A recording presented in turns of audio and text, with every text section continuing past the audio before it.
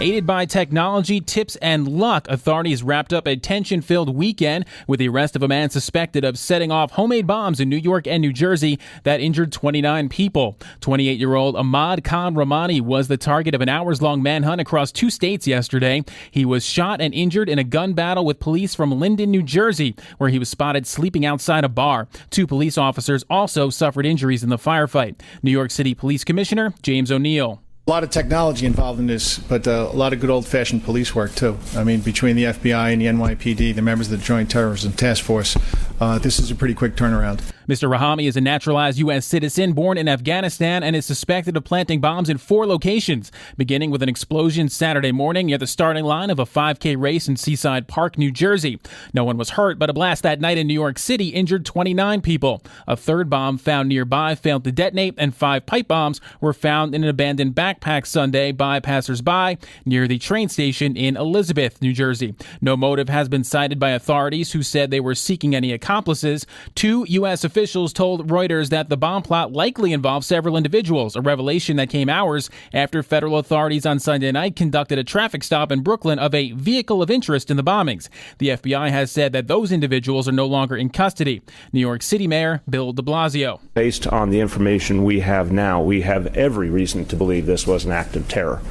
Prosecutors in New Jersey charged Mr. Rahmani with the attempted murder of police officers in the shootout. Those charges are likely to keep him in custody, while federal prosecutors in New York and New Jersey prepare terrorism charges.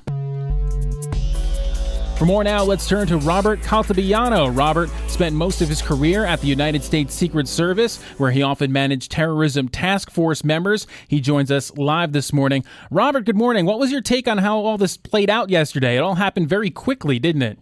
Good morning. Yes, I'm really enthused and happy about our law enforcement community, and to let all your listeners know that our law enforcement community works.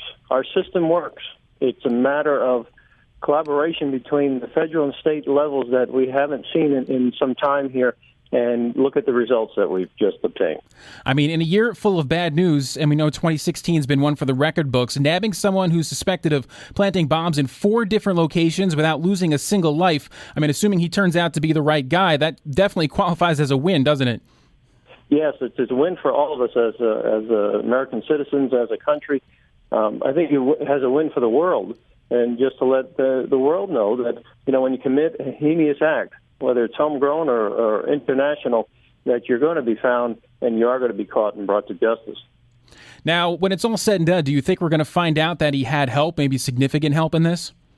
I think what we have to look at right now is imagine a big puzzle with 1 million pieces put out on a big board. And bit by bit, the law enforcement is putting those pieces of the puzzle back together.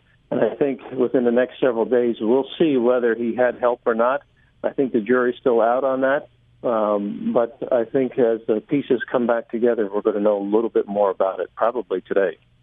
We're speaking with terrorism expert Robert Caltabiano, who spent nearly 30 years in law enforcement, including many with the Secret Service. So talk a little bit about how he was identified and found so quickly. There was a lot of technology at work here, right? I think one of the parts that we really want to be excited about in many ways is, 21st century, as you just said, technology. There are over 8,000 cameras that are in Manhattan itself. And so you couple that with everybody has a device, a phone, taking pictures, recordings, and then good old police work. So you take the police work of the 20th century, the good old feet on the ground, and couple that with 21st century technology, and this is what we've come to. And I'm excited about that. And fingerprints, too. I can't believe that in this day and age, someone would leave fingerprints on a device that they plant. Well, I think that what we're looking at here wasn't very sophisticated. I don't think this individual was a very smart individual, and it just shows. And it also shows the fact is that no crime, when we really want to look at it, can be gone unsolved. Especially in today's day and age. So what has changed in recent years when it comes to identifying and tracking down terror suspects? Are we better at this than we used to be because, frankly and unfortunately, we've had more practice? Or is it, as you mentioned, the technology, or just a little bit of both? It's a little bit of both. Unfortunately, we've had more practice, but if you look back where we were 15 years ago, just before 9/11, and where we are today, the technology has just changed. You know, and during 9/11, most of the cell phones went out. Most people didn't have cell phones, right. And how people communicated was through pagers. I was down in Manhattan during that time, and the only thing that was working were pagers. And so we've come just on the technology aspect of things way, way forward. And you couple that with, unfortunately, that now terror has come to our shores, that we are unfortunately getting better at dealing with this. All right, thanks very much, Robert. Terrorism expert Robert Caltabiano joining us this morning.